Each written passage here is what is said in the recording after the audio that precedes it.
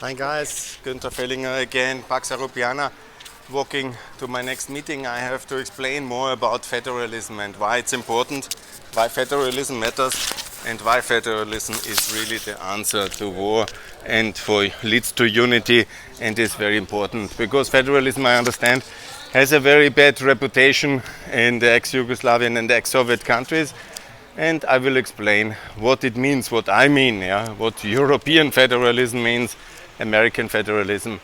It is power to the individual, power to the regions, power to the municipalities, and of course it means local self-governance as we have it in the EU Charter, in the Council of Europe charters. This is what I mean, and that's very important in the context of Georgia. To be very concrete, Georgia needs an Austrian-style federalism where we have a federal state. That means there is regional assemblies, they have local governance in economics and also politically.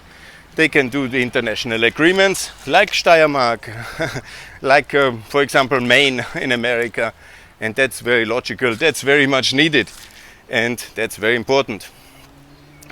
I call it responsible federalism. That means that they are not breaking away. It's not that whatever Mileti, or it's one of the regions here where Kataouzi is, or other regions like Guria, they will not break away.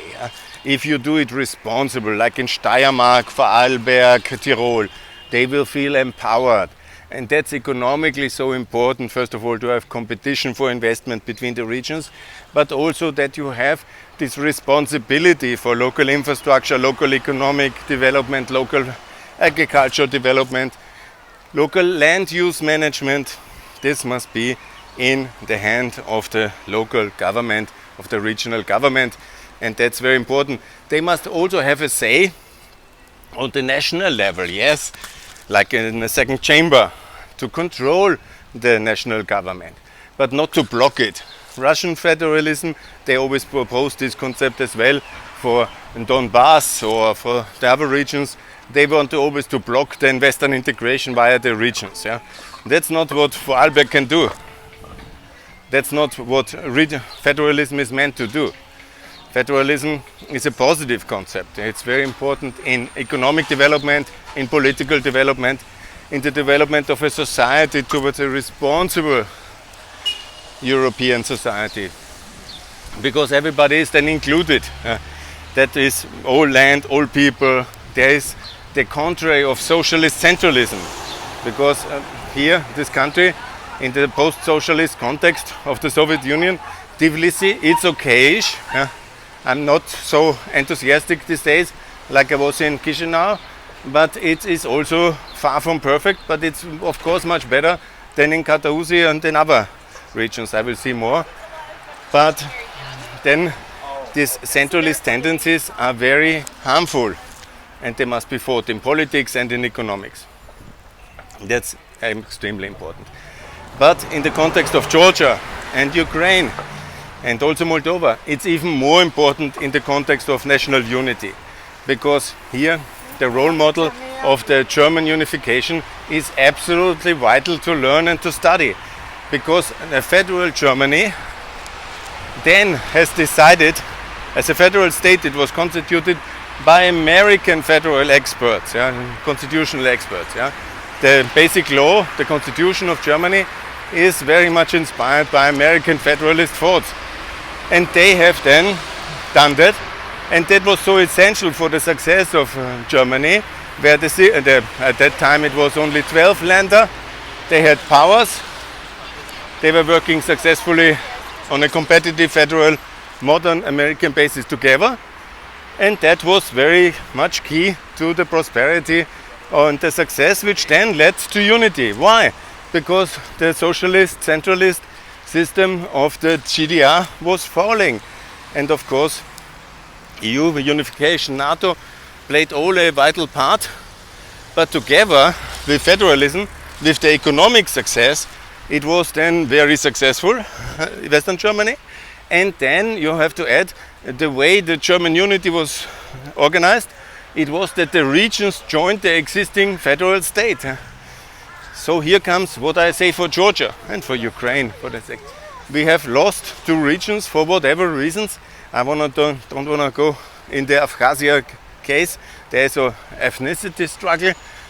That's a more complex issue and one of the breakup issues of the Soviet Union. But for them, it's the same like for Saxonia or for Thuringia and also for South Ossetia, which is a clear-cut case of Russian occupation.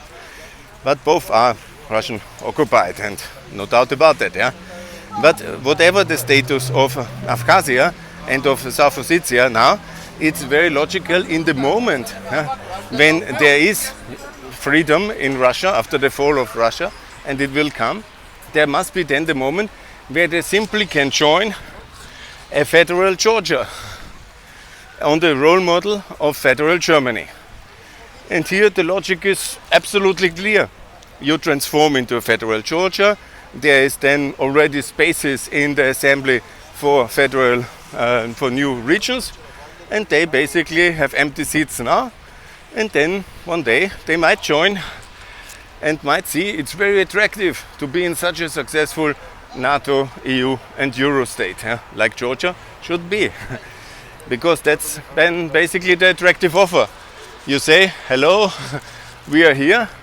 You treat them with respect and dignity, with rights as all federal states, and they can basically join that beautiful Georgia simply like that.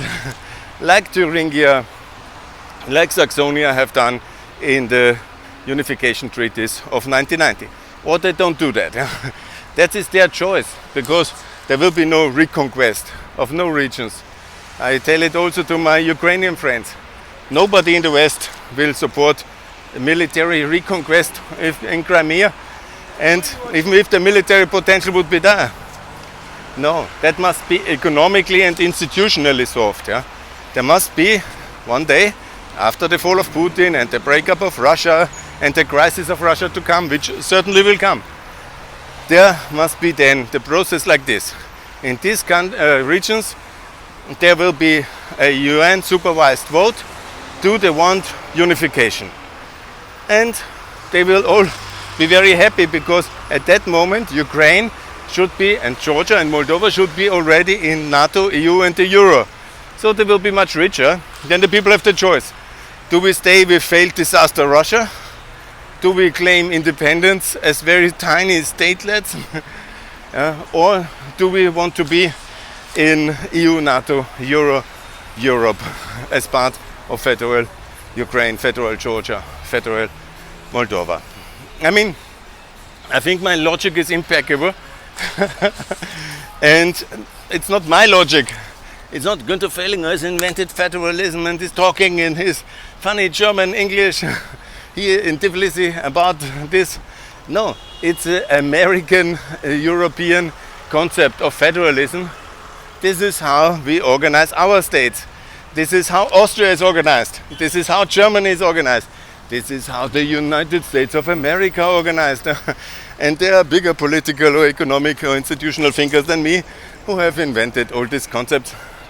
And it's not my idea, so you don't have to say, oh, that crazy guy in this podcast is telling us something. We will be then somehow encouraging separatism, or we will lose Abkhazia or South Ossetia, or all these things. No, this is all not the case. You will be just more successful.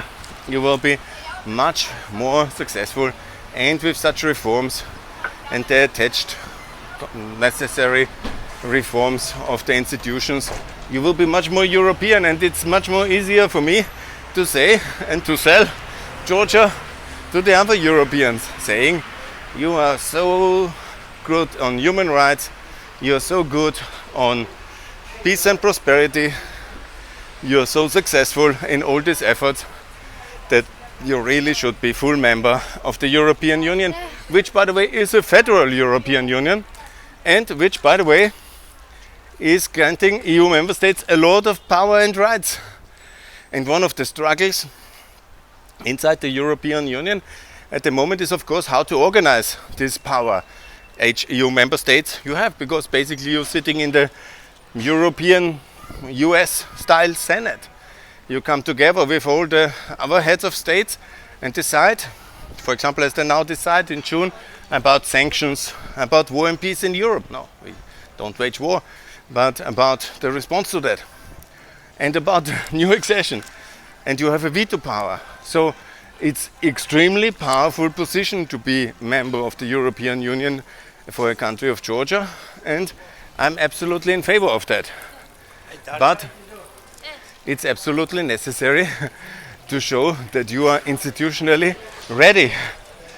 And such a federal, modern European constitution, with all its attached human rights, minority protections, with all its clear welcoming for new regions if they want to join, shows that you will have a process to handle all these conflicts which are there and which Russia, among others, has created always to block your Western integration. Hi. Thanks a lot. Thank you. So they're already inviting me to eat and drink, but I have an interview request now to fulfill. I'm lucky I found one. Hello. Thank you. Thank you. I will come back. I will come back. I promise. Thank you. So I will come and eat here. This is very welcoming. They are friendly, and I will spend the afternoon here. But now I will go to this beautiful place where I have. Hello, hi. How are you doing? Hi. They are very nice and friendly. So my point is, federalism makes it easier for you to join the European Union, and you need to do that. Yeah? And federalism is the answer also to this kind of, oh, it's impossible to integrate Ukraine, Georgia and Moldova because they have this open conflict. No, you basically freeze this conflict, and you basically make a constitutional offer for unity for all these regions in the constitution, with the strategic objective to have national unity as the long-term aim, like it was in the German constitution. And then you say, in the German constitution, the national unity was always our strategic objective. And then you say, thank you. And then you say, beautifully enough, such a nice town. And then you say, here, this is the answer. We have accepted what we anyhow cannot change, and because of the military reality. And then for the medium term, we have a doctrine that we ask everybody not to recognize. That's also Germany did it until 71. They had the so-called Hallstein doctrine. So they were very angry when anybody recognized the GDR. And still, it was changing then in 71 because of our very weak decade and the so-called Brandt appeasement policy, which led to a big rise of the Soviet Union and a big decline of American power.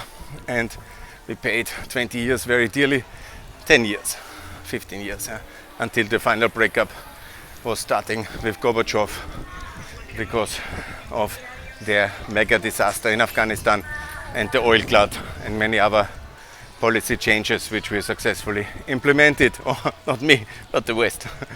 So this is the thing. But if you don't want to do that, if you say unity, territorial integrity is like a holy grail, but you don't do the federalism, then it looks like conquest and conflict is imminent. That doesn't make you very attractive to my dear politicians, friends in Austria, which are by the way, no dictators, but they are like politicians serving the people, so they have to explain their decisions. Places like this in Vienna, Linz and Salzburg, and they have to say, they really have no kind of good settlement with Abkhazia and South Ossetia, and so unfortunately we will never empower them to be full EU members.